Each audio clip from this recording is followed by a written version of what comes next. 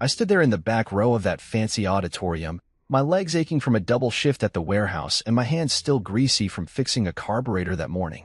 The air smelled like perfume and polished wood, nothing like the oil and sweat I'm used to. My eyes burned from lack of sleep. For hours a night for 6 years will do that to a man, but I couldn't stop staring at the stage. Camille was up there, my wife, glowing in her cap and gown, a doctor at last. I dreamed of this moment as much as she had. Every paycheck I'd handed over, every late-night Uber run, every time I said no to a beer with the guys so I could pay her tuition, it was all for this. My chest swelled with pride, and I thought, we did it. Babe. We really did it. The crowd clapped as she crossed the stage, her smile wide and bright, her dark hair shining under the lights.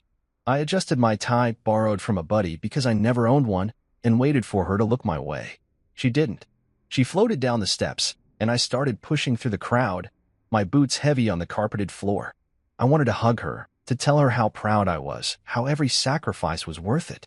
But then she stopped near a group of her med school friends, all dressed in suits and dresses that cost more than my truck. A man stepped up beside her, tall, sharp-looking, with a suit that fit like it was made for him. His hair was slicked back, and he had this easy confidence I could never pull off. Camille grabbed his arm, her face lighting up even more, and said loud enough for everyone to hear, "This is my husband, Julian. He's the reason I'm here today." The words hit me like a wrench to the gut. Husband? Julian? I froze, my breath stuck somewhere between my lungs and my throat. The crowd clapped again, polite and happy, and I just stood there, a ghost in my own life. My hands clenched into fists, the calluses rubbing against each other, reminding me of every hour I'd worked for her. 6 years of my life, poured into her dream, and she didn't even glance my way. I watched her laugh, her head tilting back like she used to do with me, and Julian smiled down at her like he'd been there all along. My ears rang, drowning out the chatter around me. I wanted to scream, to march up there and demand answers, but my feet wouldn't move. All I could do was stare as the woman I loved, the woman I'd built this moment for, erased me without a second thought. I don't know how long I stood there, lost in the blur of clapping hands and flashing cameras. My mind raced, trying to make sense of it. Maybe I'd heard her wrong. Maybe it was a joke, some weird med school prank I didn't get. But then she leaned into Julian, her hand resting on his chest, and I saw the way her friends nodded, like they'd known him forever. My stomach twisted, and I felt the weight of every dollar I'd spent. Every night I'd come home to an empty bed because she was studying. I'd paid for that gown she was wearing, the textbooks she'd highlighted, the rent on her downtown condo while I slept in a one-room dump with a leaky roof. And now she was calling this guy her husband?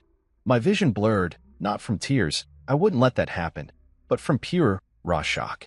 People moved around me, brushing past like I was invisible, and maybe I was. To them, I was just some guy in a borrowed tie, not the man who'd carried Camille through 6 years of hell.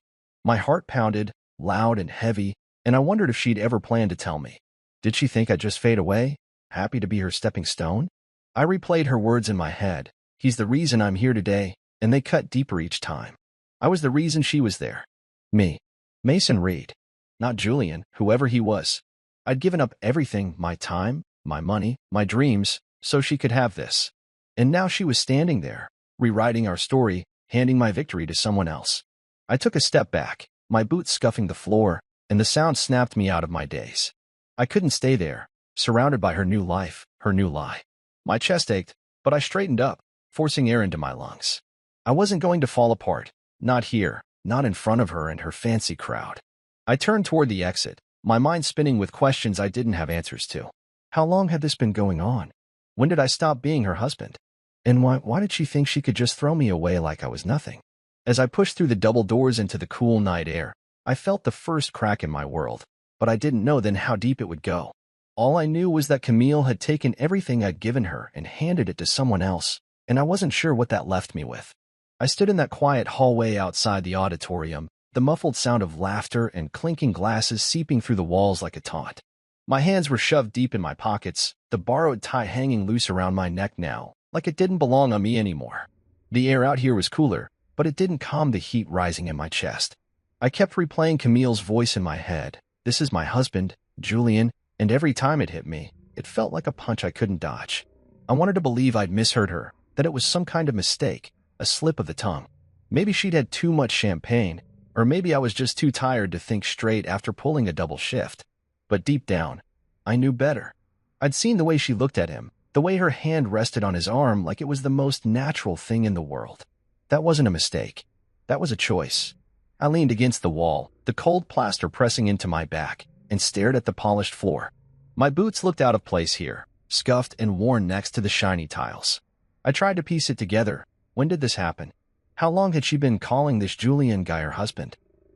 My mind raced back through the last 6 years, searching for clues I'd missed. I'd been so busy working fixing cars, loading boxes, driving strangers around town that I hadn't noticed her slipping away. Or maybe I had, and I just told myself it was stress, med school pressure, nothing personal. I'd been a fool, hadn't I? A fool who thought love was enough to keep us together, even when she started spending more nights at the library than at home, even when her calls got shorter and her smiles got rare. The auditorium doors swung open, and a burst of noise spilled out, cheers, chatter, the kind of happiness I wasn't part of. I straightened up, wiping my palms on my pants, and that's when I saw Sadie, Camille's little sister, rushing toward me. Her eyes were wide, her face pale like she'd just seen a ghost. "Mason," she said, her voice shaky. "What are you doing out here?" "Did you hear what she said?" I nodded, slow and heavy, not trusting myself to speak yet. Sadie's mouth opened, then closed, like she didn't know what to say either. She glanced back toward the crowd, where Camille was still laughing with her friends, Julian at her side. "I don't understand," Sadie whispered, stepping closer. "She told me you were coming tonight. She said you'd be here for her." I swallowed hard, my throat tight. "Guess she forgot to mention the part where I'm not her husband anymore," I said, my voice rougher than I meant it to be. Sadie's eyes darted between me and the auditorium, and I could see her trying to make sense of it. Same as me. She'd always been a good kid, 22 now, but still the same sweet girl who'd crashed on our couch when she needed a break from their mom. She'd seen me pay the bills, cook the dinners, keep the lights on while Camille studied. She knew the truth. "I'll talk to her," Sadie said, turning like she was about to march back in there. I grabbed her arm, gentle but firm. "Don't," I said. "Let her have her moment. I just need to know what's real." Before Sadie could argue, I heard Camille's voice again, louder this time, drifting out as the doors opened for someone else. "Mason?" "Oh, he's just a friend who helped me out when times were tough," she said, casual as if she were talking about borrowing a pen. My stomach dropped, and Sadie's head whipped around, her jaw tight. "A friend," she muttered, looking at me like she couldn't believe it either. I forced a shrug, even though it felt like my chest was caving in. "Guess that's what I am now," I said, trying to keep my voice steady. But inside, I was breaking. 6 years of my life, reduced to just a friend. Every late night, every skip meal, every time I told her, "You've got this, babe," it was all nothing to her now. I peeked through the crack in the door, watching her. She was surrounded by her med school crew, smart, polished people who probably never had grease under their nails. Julian stood there, smirking like he owned the room, and next to him was a woman in a white coat, older, with sharp eyes, probably Dr. Simone Arnett, Camille's big shot mentor. They were all nodding, smiling, eating up her story. And then there was me, out here in the hallway, invisible. Sadie grabbed my hand, squeezing it tight. "She's wrong, Mason. You're not just a friend. You're everything she's not saying." Her voice cracked, and I could tell she was mad at Camille, mad at the lie. I wanted to believe her, but all I could feel was the weight of being erased. I let go of Sadie's hand and stepped back, my head spinning. "I need air," I said, turning toward the exit. She called after me, but I kept walking, my boots echoing in the empty hall. Outside, the night was crisp, the stars hidden by city lights.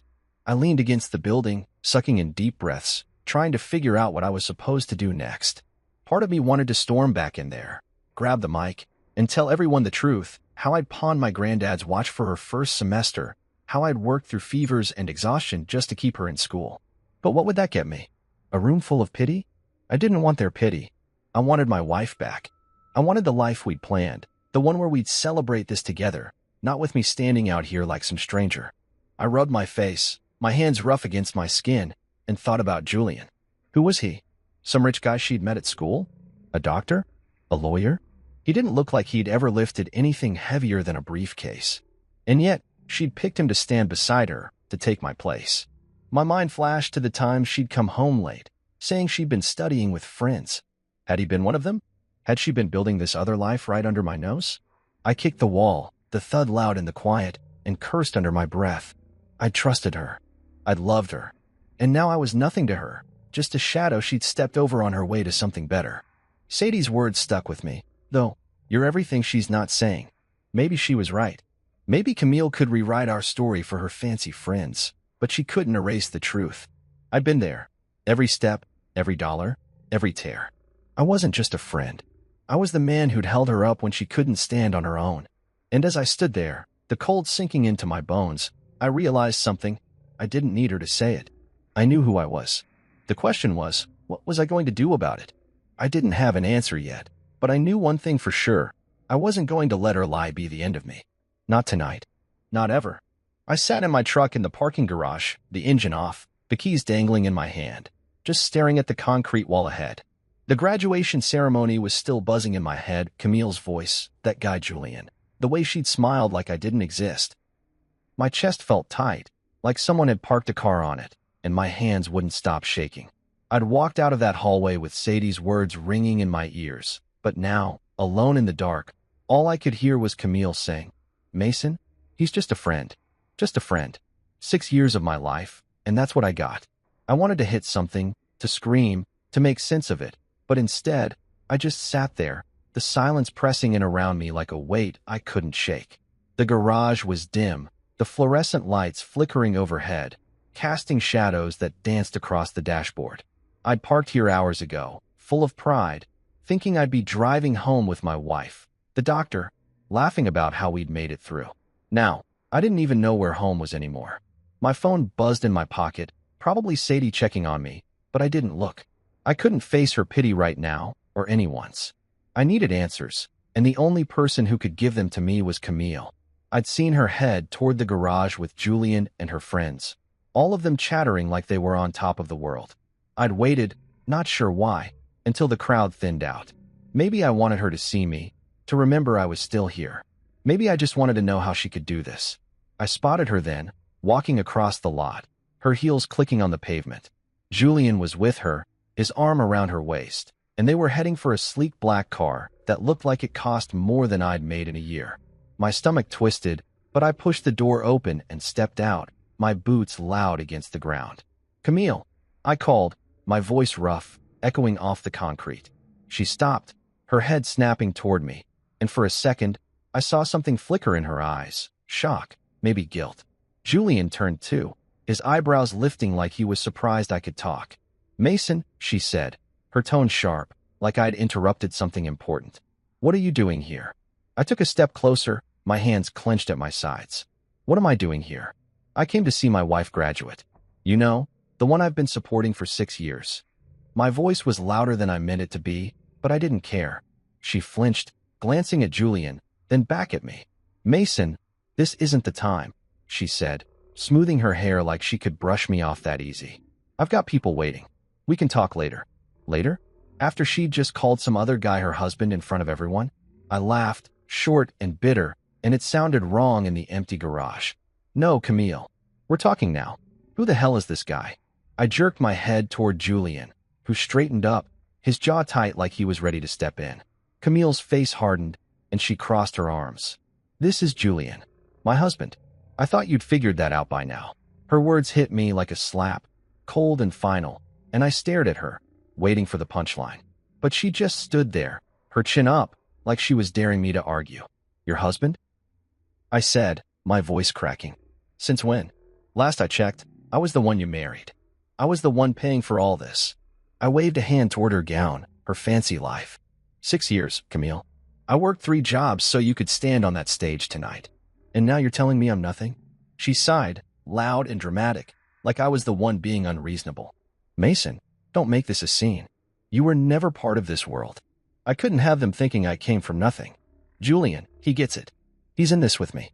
Her words cut deeper than I thought they could, each one slicing through the years I'd spent believing in us. Nothing? I repeated, stepping closer, my voice low and shaking. I gave up everything for you. My granddad's watch, my weekends, my health gone, so you could have this. And you're standing there telling me I'm nothing? Julian moved then, putting a hand on her shoulder like he was protecting her from me. Look, man, he said, his voice smooth and smug. She's made her choice. You need to let it go. I turned on him, my fist itching to wipe that smirk off his face. You don't get to talk to me, I snapped. You don't know what I've been through for her. He raised his hands, backing off a step, but his eyes said he wasn't scared, just annoyed, like I was a bug he wanted to flick away. Camille stepped between us, her face cold now. Mason, stop.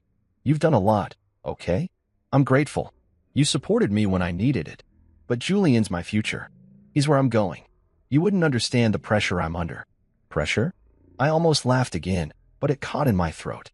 Pressure, I said, my voice rising. You think I don't know pressure? Try working 16 hours a day, coming home to a cold bed, eating ramen so you could have steak with your study group. I lived pressure so you wouldn't have to. And now you're throwing it back in my face. She didn't answer, just looked away, her lips pressed tight. Julian shifted, checking his watch like I was wasting his time. That's when it hit me. She wasn't even sorry. She'd planned this, maybe not from the start, but somewhere along the way. She'd decided I wasn't good enough, and she'd found someone who fit her new life better. I took a deep breath, forcing my hands to unclench. You're right, I said, quieter now, the fight draining out of me. I don't understand. I don't get how you can look at me and say that after everything.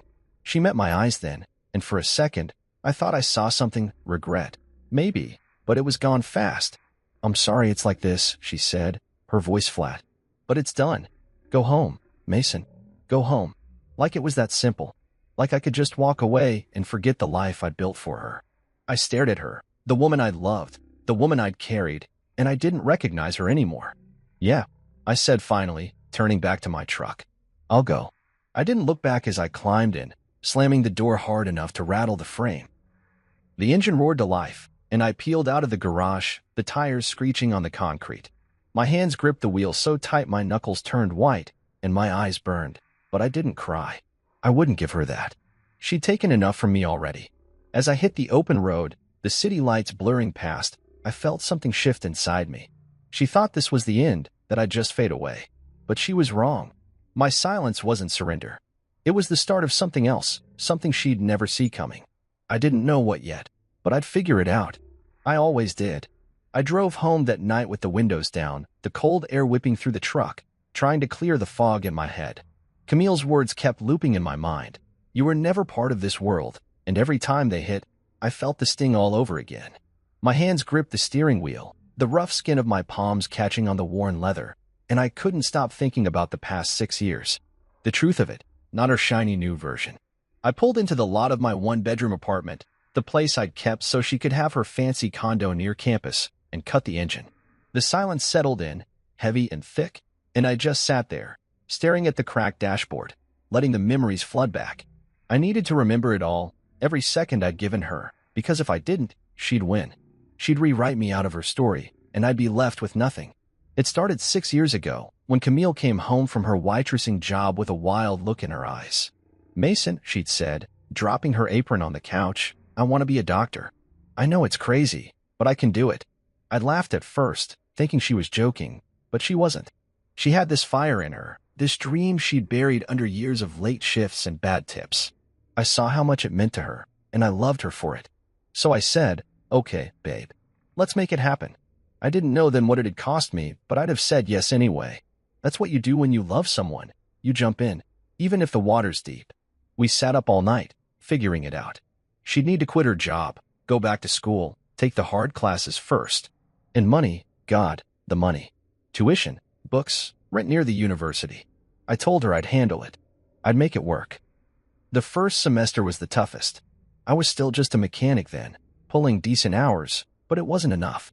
I remember the day I took my granddad's watch to the pawn shop, a beat-up old thing he'd worn every day of his life.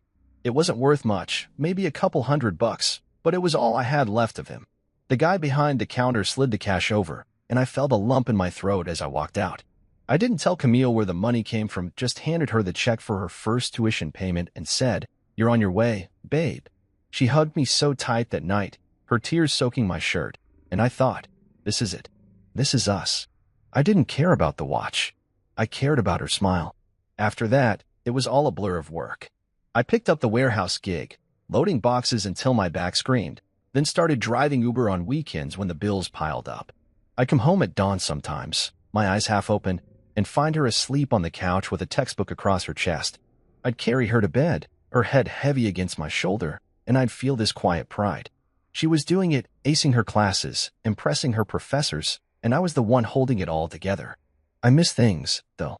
My buddy's wedding, because I couldn't skip a shift. My mom's funeral, because the flight was too expensive, and Camille had a big exam that week. I told myself it was fine, that family would understand, but it ate at me. I'd sit in the dark sometimes, eating cold leftovers, wondering when I'd get a break. But then Camille would come home, exhausted but happy, and tell me about some test she'd crushed, and I'd think, worth it. The distance started creeping in slow, like rust on a car you don't notice until it's too late. She'd stay late at school, saying she was studying with friends. I'd call, and she'd sound distracted, rushed. "I'm fine, Mason, just busy," she'd say, and I'd let it go. Friends warned me, guys at the shop, my sister, even Sadie once. "She's changing, man," they'd say. "You sure she's still in this?" I'd brush them off. "She's stressed," I'd tell them. "Med school's hard. She needs me to keep it steady." I believed it because I had to. Love made me blind, I guess. I'd see her come home in new clothes, nice stuff I didn't buy, and she'd say it was a gift from a classmate. I'd nod, too tired to push, and keep working. Always working. One night stands out, maybe 2 years in. I'd been sick, fever, chills, the works, but I couldn't miss a shift. Rent was due, and her textbooks weren't cheap. I came home shaking, barely able to stand, and she was there, studying at the table. She looked up, worried, and said, "Mason, you're burning up. Go to bed." I shook my head, said I'd be fine, but she got up, made me soup, sat with me while I ate. She held my hand, her fingers soft against my rough skin, and said, "I couldn't do this without you." I fell asleep with her next to me, thinking we were solid. But looking back, that was one of the last times I felt close to her. After that, she started pulling away, longer nights out, shorter talks, excuses piling up. I told myself it was the pressure, that she'd come back to me when it was over. I was wrong. I snapped out of it, back in my truck, the memories fading into the dark. My hands were cold now, the keys digging into my palm. I'd given her everything, my time, my money, my heart, and she'd taken it all, then handed it to someone else. I thought about that condo I'd paid for, the one I'd never lived in because it was closer to campus. I'd stayed in this dump, with its thin walls and leaky roof, so she could have something better. I'd skipped meals, worked through pain, let my own life shrink down to nothing, all for her. And now she was standing there with Julian, saying I didn't fit her world. Like I was some dirty secret she'd outgrown. I climbed out of the truck, slamming the door hard enough to make the frame shake, and trudged up the stairs to my apartment. The place smelled like motor oil and stale coffee, the way it always did. I dropped onto the couch, staring at the ceiling, and felt the anger settle in deep. Not just at her, but at myself. I'd let this happen. I'd ignored the signs, the warnings, because I loved her too much to see the truth. But not anymore. I sat up, my jaw tight, and looked around at the life I'd let slip away. The pawned watch, the missed moments, the years I'd poured into her, they were gone. But I wasn't. I was still here, still breathing, still me. She could have her new world, her new husband. I'd find my own way back. Not for her, not for anyone else, just for me. And that was enough for now. I stood outside that swanky downtown venue, my hands stuffed in the pockets of a suit I'd never worn before, watching the lights spill out onto the street. It was Camille and Julian's engagement party. Yeah, they moved fast, and I wasn't supposed to be here. The invitation hadn't come my way, not that I expected it to. I'd heard about it from Sadie, who'd called me up, her voice tight with anger, saying, "She's acting like you never existed, Mason. It's not right." I didn't plan to show up, not at first. I'd spent the last few days after the graduation trying to keep my head down, fixing cars, loading boxes, driving strangers around, anything to keep my mind off her. But something in me wouldn't let it go. Not revenge, not exactly. I just needed them to know I wasn't invisible. So there I was, in a suit I'd bought years ago for a wedding we never had, holding an envelope that felt heavier than it should have. The place was packed, fancy cars lined up, people in dresses and ties laughing like money grew on trees. I could hear music drifting out, some soft jazz thing that didn't fit my world. My boots felt loud on the pavement as I walked up, the doorman eyeing me like I was lost. "Name?" he asked, flipping through a clipboard. "Mason Reed," I said, keeping my voice steady. He frowned, scanning the list, then shook his head. "You're not on here." I nodded, like I'd expected that, and said, "I won't be long. Just dropping something off." He hesitated, then shrugged and waved me in. I guess I didn't look like trouble. Not yet, anyway. Inside, it was all gold and glass, chandeliers sparkling overhead, waiters weaving through with trays of tiny food I couldn't name. I spotted Camille right away, glowing in a white dress that hugged her like it was made for her. Julian was next to her, his arm around her waist, talking to some older couple who looked like they owned half the city. His parents, probably. Her med school friends were there too, clinking glasses, and a couple of young guys with cameras, maybe media interns, snapping pictures. I stood by the wall for a minute, taking it in, feeling the weight of that envelope in my hand. It wasn't anger driving me now. It was something quieter, something I couldn't name. I just knew I had to do this. I started across the room, my steps slow but sure, and I saw Camille's head turn. Her eyes locked on mine, and her smile faltered, just for a second. She whispered something to Julian, who glanced my way, his face tightening. I didn't stop. People parted around me, their chatter fading as they noticed something was off. I reached the little stage where a mic stood, probably for speeches later, and I stepped up, tapping it once. The sound cut through the room, sharp and loud, and every head turned. Camille's face went pale, and Julian took a step forward, like he might stop me. Too late. I pulled the envelope out and held it up, my voice calm but firm. Evening, everyone. I'm Mason Reed. You don't know me, but I've got a story to tell. I opened the envelope and slid out the papers, bank statements, tuition receipts, a spreadsheet I'd spent hours putting together. 6 years ago, I said, looking out at the crowd, my wife, Camille, decided she wanted to be a doctor. I told her I'd make it happen. And I did. I held up the first sheet. This is every dollar I paid. $220,000 and change. Textbooks, rent, tuition. I worked 3 jobs: mechanic, warehouse loader, Uber driver. I pawned my granddad's watch, skipped meals, missed my mom's funeral, all so she could stand here tonight. The room was dead quiet now, just the hum of the mic and the rustle of paper. I glanced at Camille. She was frozen, her hands clenched, and kept going. I didn't do it for thanks. I did it because I loved her. But a few days ago, at her graduation, she introduced this guy. I nodded at Julian, as her husband. Said I was just a friend who helped out. So I figured you all deserve the truth. I flipped through the pages, letting them see the numbers, the dates, the proof. Every cent I made, I gave her. I lived in a one-room dump, so she could have a condo downtown. I worked through fevers, 16-hour days, because I believed in her dream. And now she's here, celebrating with you, and I'm not even a name on the list. I paused, letting it sink in, then looked straight at Camille. I may not be the man beside her today, but I'm the reason she ever made it here. That's all I came to say. I set the papers down on the podium, stepped off the stage, and started for the door. The silence broke, then gasps, whispers, a few claps I didn't expect. I didn't look back. I heard her voice as I reached the exit. Mason, wait. But I kept walking. Outside, the air hit me cold and sharp, and I sucked it in deep, my heart pounding. I'd done it. Not to hurt her, not to ruin her night, just to stand up for myself. My truck was parked a block away, and I was halfway there when Sadie caught up, her heels clacking on the sidewalk. Mason, that was insane, she said, breathless, her eyes wide. You okay? I nodded, not trusting my voice yet. They're freaking out in there, she went on. Camille's panicking, Julian's pissed. You shook them up. I shrugged, kicking a pebble across the street. Didn't do it for them, I said. Did it for me. She grabbed my arm, stopping me. You didn't have to, you know. You could have let her have her lie. I looked at her, the streetlights catching her worried face, and shook my head. No, I couldn't. She doesn't get to erase me, Sadie. Not after everything. She nodded, slow, like she got it, and let go. What now? She asked. I didn't have an answer, not really. Go home, I guess, I said, turning toward my truck. Figure it out tomorrow. She watched me go, and I could feel her eyes on my back as I climbed in and started the engine. Driving away, the city lights blurred past, and I felt lighter than I had in days. Not happy, not yet, just unburdened. I'd laid it all out, every sacrifice, every dollar, and they couldn't unhear it.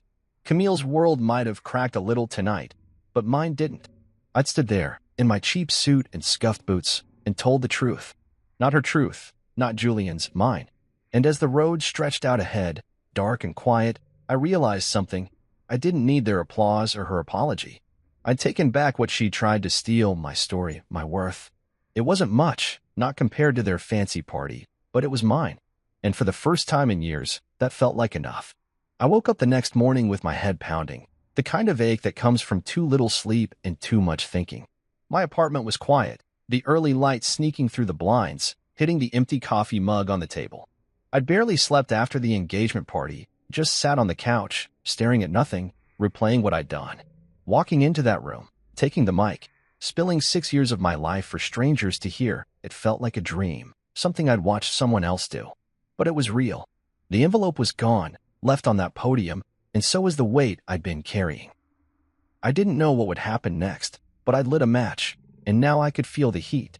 I dragged myself to the kitchen, brewed some coffee, and tried to shake the fog. My phone buzzed on the counter, Sadie again, probably checking in. I ignored it for now, needing a minute to breathe. The TV was on low, some morning news show, and I was halfway through my first sip when I heard it. Local man's speech at engagement party goes viral. My stomach dropped, and I turned up the volume, staring at the screen. There I was, grainy footage from someone's phone, standing on that stage with my papers in hand. I worked 3 jobs. I'm the reason she ever made it here. My voice crackled through the speakers. The anchor cut in, saying, Mason Reed's story of sacrifice has sparked a firestorm online, with thousands sharing his words. I sank onto the couch, the mug warm in my hands, watching my life spill out for the world to see. It didn't take long for things to spiral. By noon, my phone wouldn't stop buzzing texts, calls, voicemails from numbers I didn't know. Sadie finally got through, her voice fast and excited. Mason, you're everywhere. People are losing it over this. Camille's freaking out, she called me crying, saying it's a PR nightmare. I rubbed my face, trying to process it. What's she saying? I asked, my throat dry. Sadie hesitated, then said, she's trying to spin it.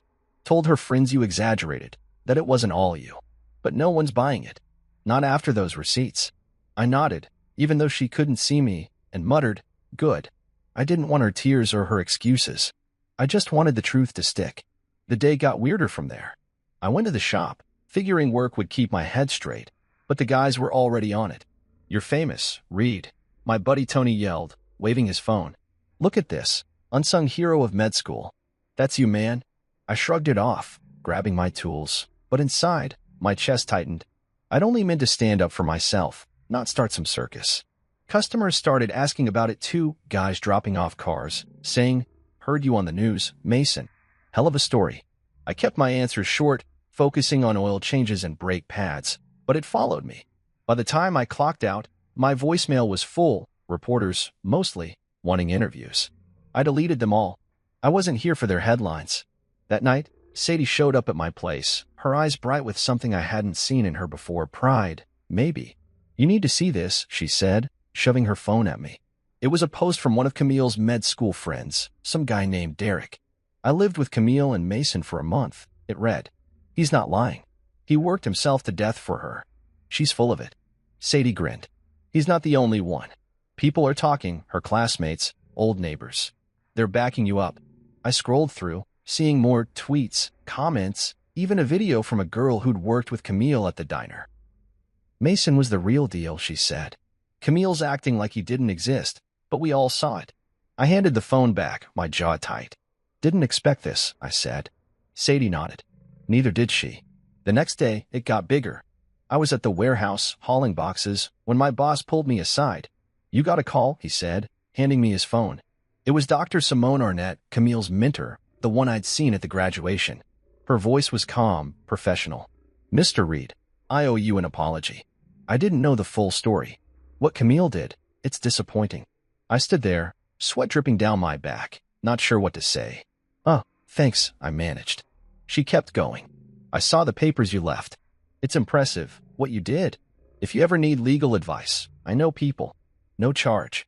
I mumbled something about appreciating it and hung up, my head spinning. Legal advice? I didn't want to fight. I just wanted peace. But peace wasn't coming easy. Camille's world was cracking, and I could feel it even from where I stood. Sadie told me later that Julian's parents were furious, something about their family name getting dragged through the mud. Her med school friends were whispering, pulling back, and her mentors were asking questions. I didn't care about ruining her, but I wasn't sorry either. She'd built her castle on my back, then kicked me out the gate. Now the walls were shaking, and she had no one to blame but herself. I kept waiting for the anger to hit me again, but it didn't. Instead, something strange started happening. People thanked me. It started small. A guy at the gas station clapped me on the shoulder, said, "Heard your story, man. Respect." Then a lady at the grocery store, older, with tired eyes, stopped me. "You remind me of my husband," she said. "He worked like that for me too. Don't let her take that from you." I nodded, awkward, not used to this. But it kept coming, notes left on my truck, messages online, even a kid at the shop who said, "You're like a superhero, mister." I didn't feel like one. I felt tired, raw, like I'd been scraped clean. But those words, they stuck. They built something in me I hadn't expected. By the end of the week, I was sitting on my couch again, the TV off, just listening to the quiet. My phone buzzed, another message, this time from a local reporter asking for a sit-down. I deleted it, same as the others. I didn't need their cameras. What I needed was to figure out what this meant for me, not her. I'd thrown my truth out there, and it had landed hard, but it wasn't about revenge. It was about standing up, being seen. And now people were seeing me, not just as Camille's shadow, but as Mason Reed, the guy who didn't quit. I leaned back, closing my eyes, and let that settle. The world could keep spinning, Camille could keep scrambling. I'd done my part. For the first time in years, I felt like I could breathe, like the air was mine again, not hers.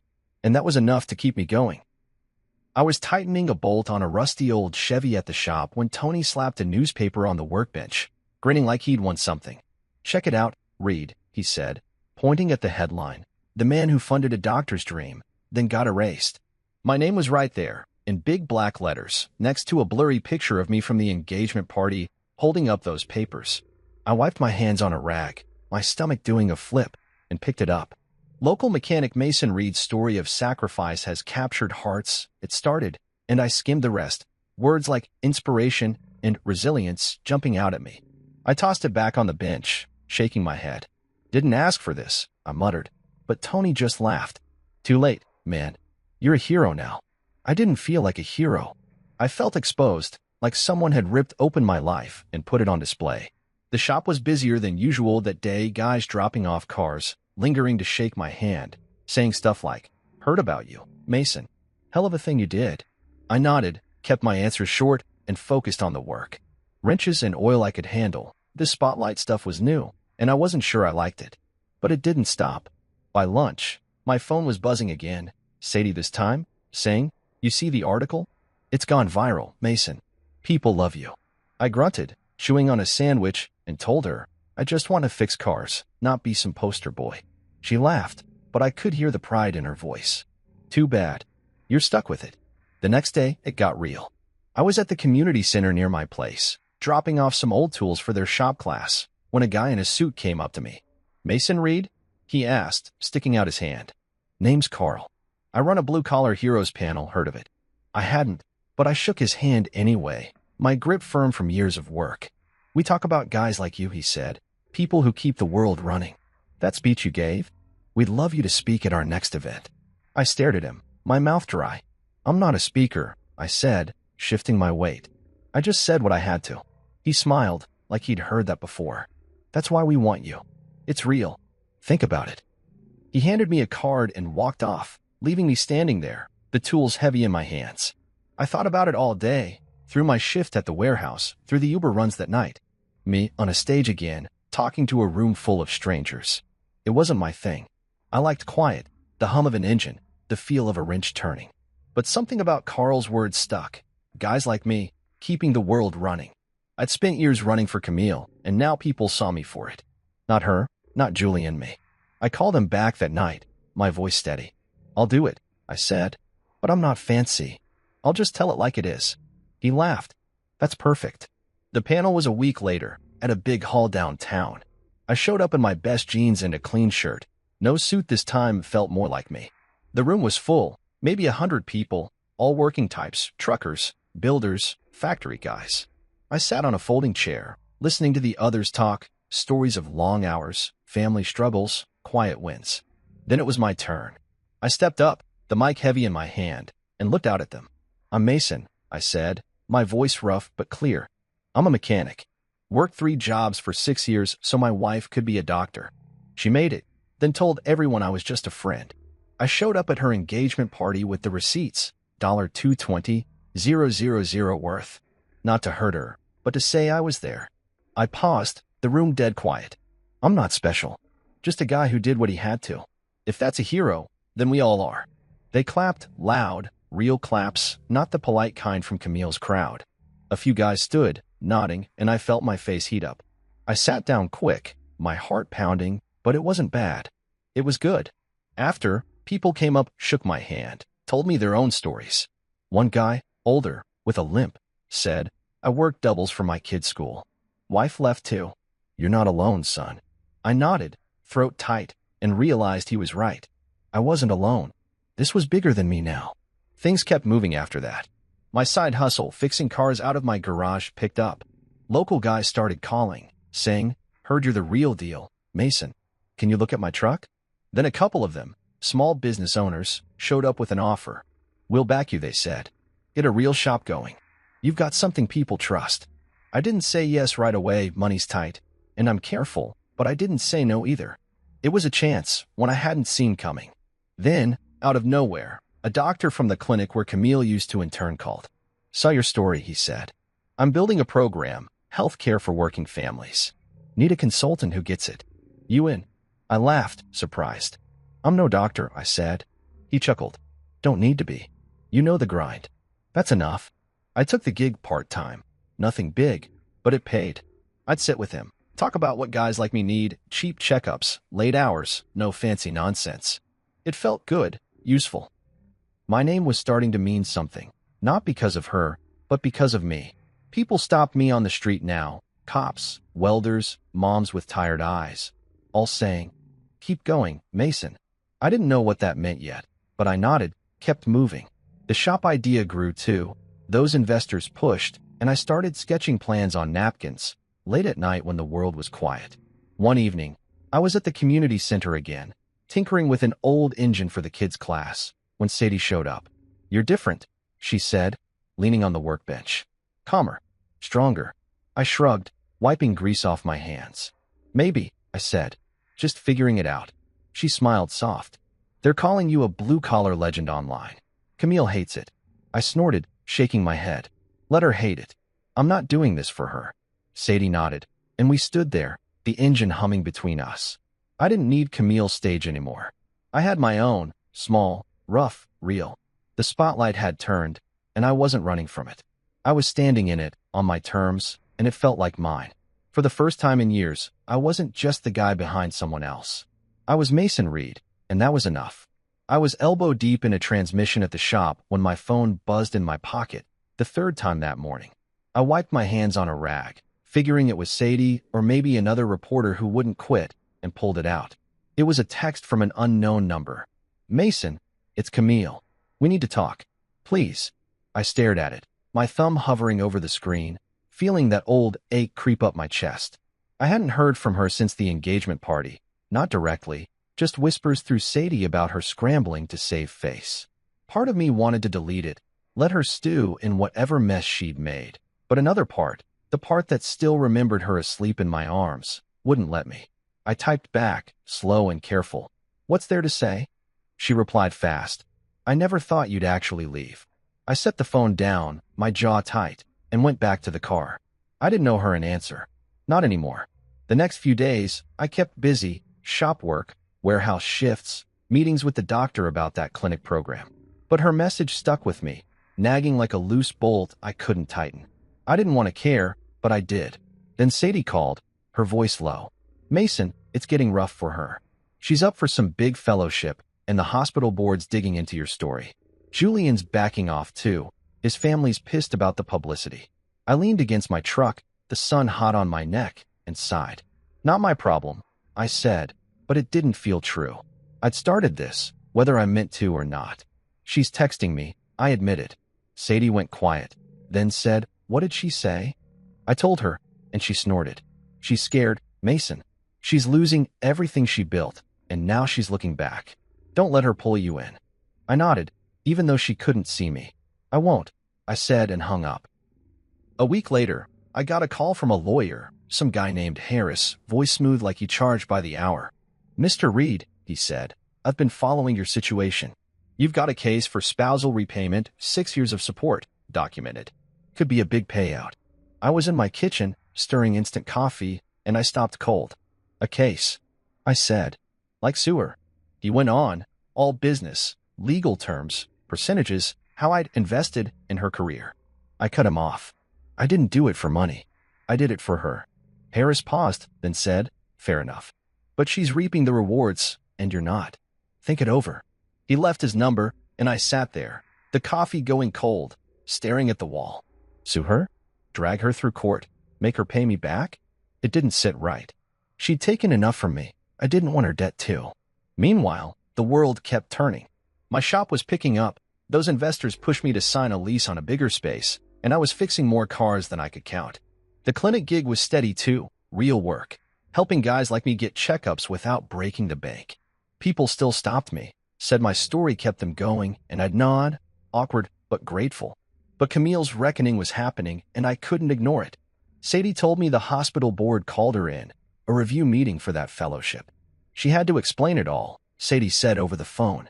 Your speech, the receipts, how she played it off. They're not happy. I pictured her in some sterile room, facing suits with stern faces, and felt a twinge, not pity, not quite, but something close. She'll figure it out, I said. She's smart. Sadie huffed. Smart doesn't fix this. I heard later, through the grapevine, that Julian was gone.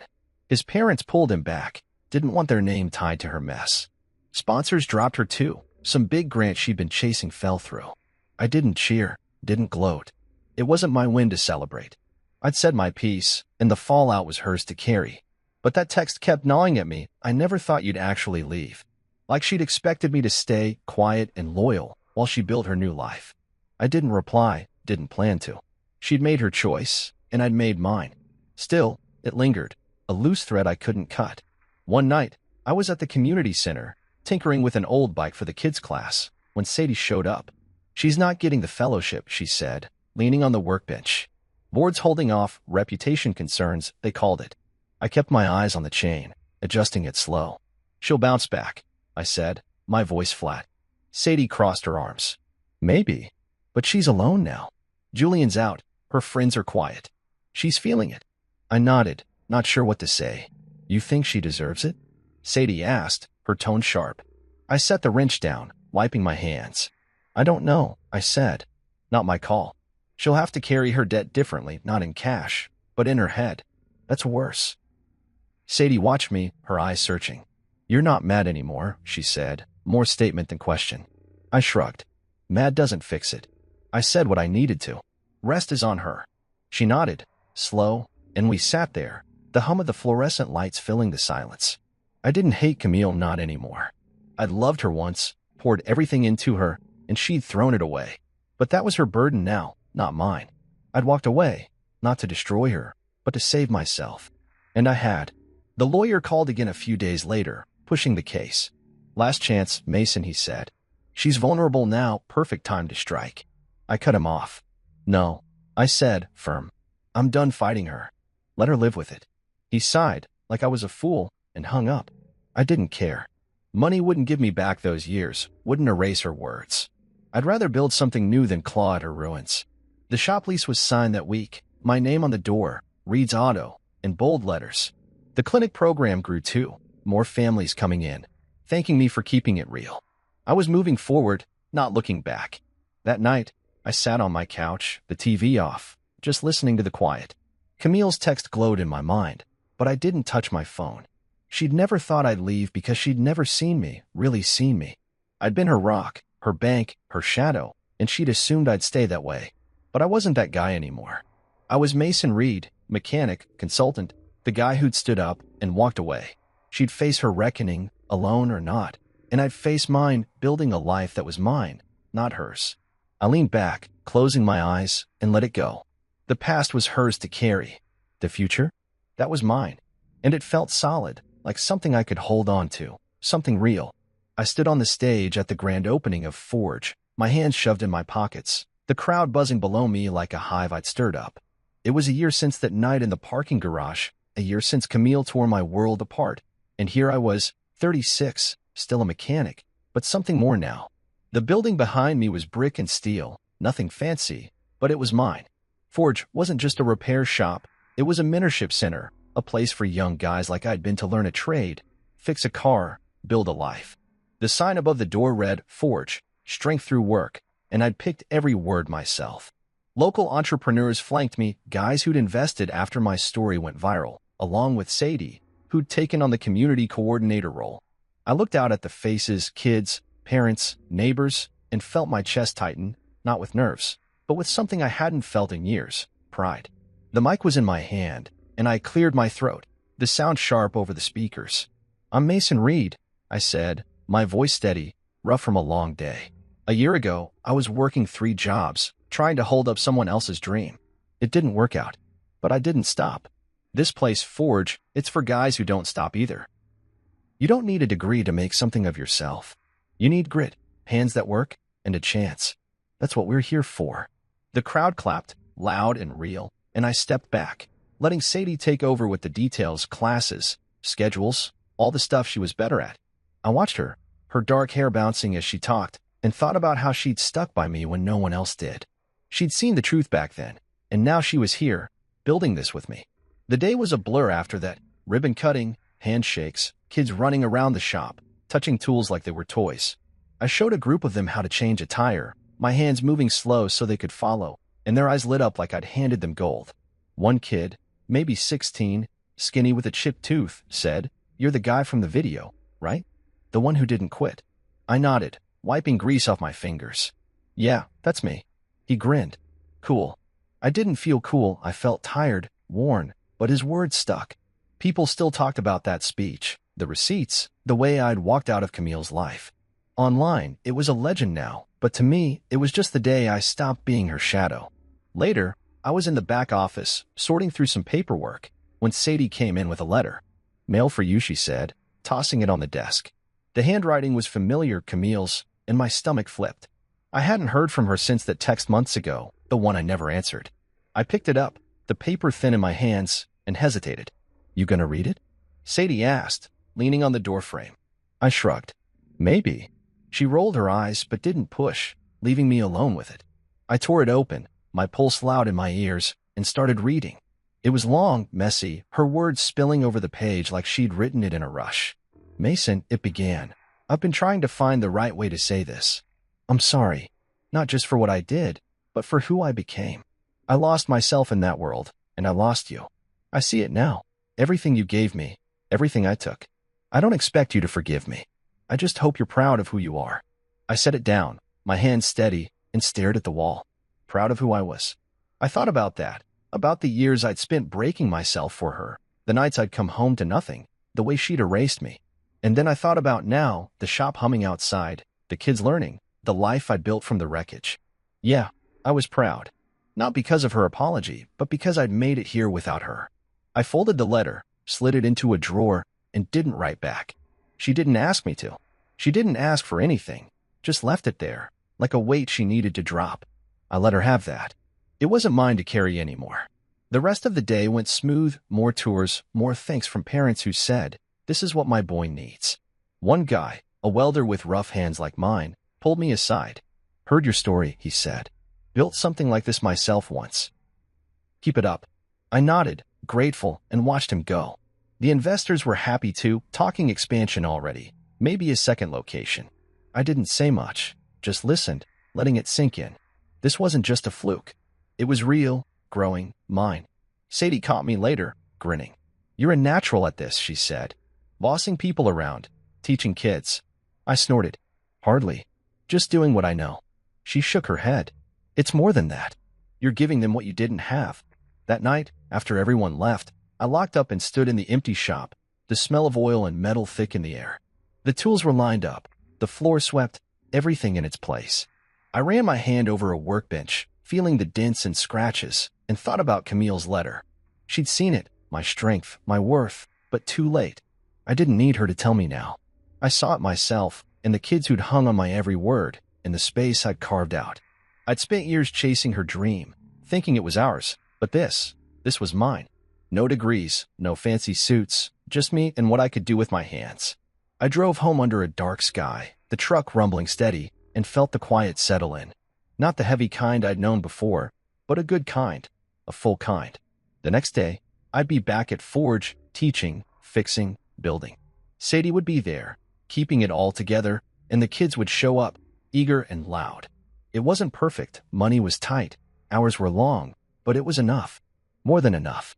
I pulled into my lot, cut the engine, and sat there, the letter flickering in my mind. "I hope you're proud," she'd written. I was. Not for her, not because of her, but for me. I'd forged something out of nothing, and it stood strong. I climbed out, the night cool against my skin, and headed inside. The apartment was still small, still rough, but it didn't feel empty anymore. I kicked off my boots, dropped onto the couch, and closed my eyes.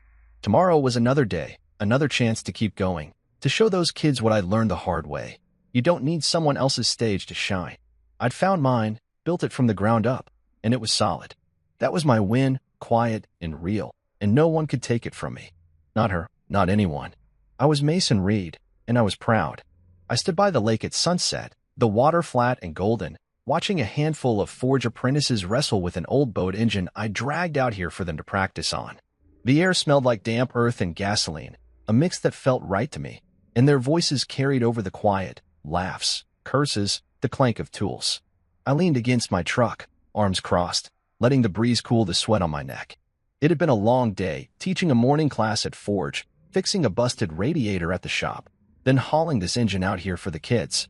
But I wasn't tired, not the way I used to be. This was different. This was peace, the kind that settles deep, not from noise or crowds, but from knowing I was where I belonged. The kids were a mess, grease on their shirts, arguing over a wrench like it was a prize, but they were getting it. One of them, Jake, the skinny 16-year-old with the chipped tooth, looked up and grinned. "Think we got it, Mason," he yelled, cranking the starter. The engine sputtered, coughed, then roared to life, a rough growl that made them all cheer. I nodded, a small smile tugging at my mouth. "Not bad," I called back. "Now take it apart and do it again." They groaned, but they were laughing too, already reaching for the tools. I watched them, my chest full, and thought about how far I'd come. A year ago, I was a ghost in my own life, chasing Camille's dream. Now, I was here, teaching these kids to build their own. The sun dipped lower, painting the sky red, and I took a deep breath, letting it fill me up. This spot by the lake was mine, a place I'd found after everything fell apart, where I'd come to think, to let go. I'd spend hours here over the months, staring at the water, piecing myself back together. I thought about Camille a lot in those early days, her voice, her laugh, the way she looked at me once, like I was her whole world. I'd loved her, hard and deep, and I'd pictured a life with her kids, a house, maybe a dog tearing up the yard. That dream was gone now, scattered like leaves on the wind, but standing here, I didn't miss it. Not anymore. I'd let it go, not with anger, but with a quiet nod to what was.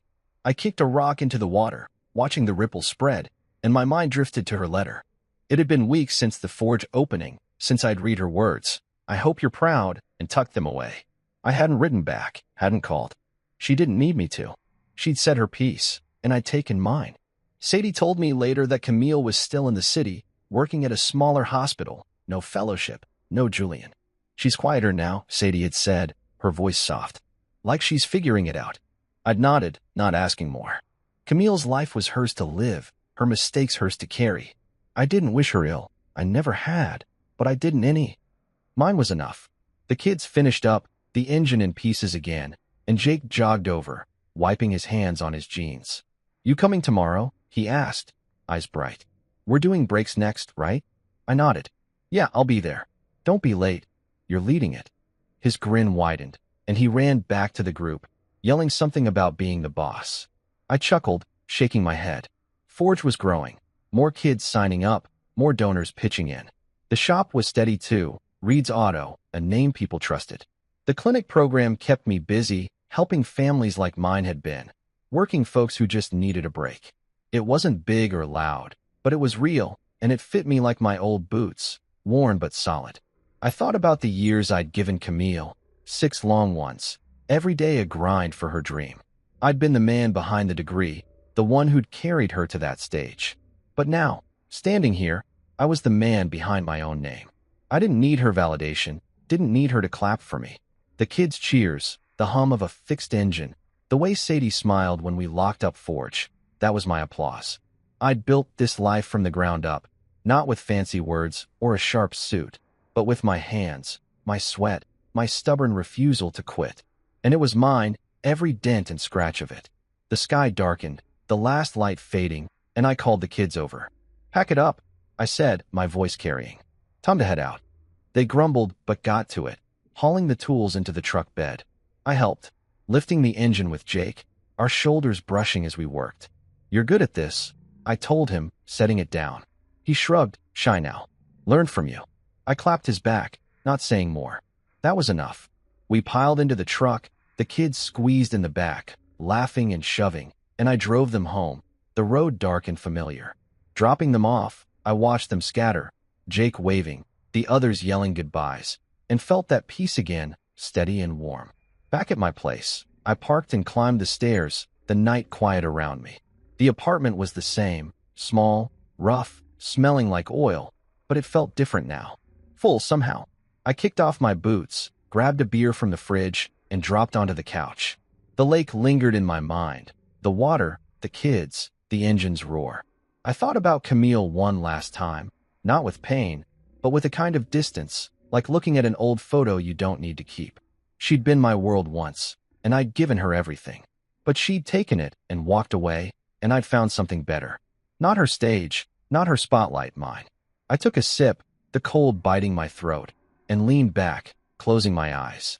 Tomorrow, I'd be up early, Forge, the shop, the clinic. More kids to teach, more cars to fix, more people to help. It wasn't glamorous, wasn't loud, but it was real. I didn't need headlines or crowds. I had this.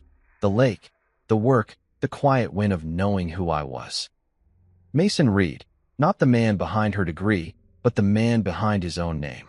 I'd fought for it, built it, earned it, and as the night settled in, I let the past slip away, final and gone. The future was here, in my hands, and it was enough. More than enough. It was mine.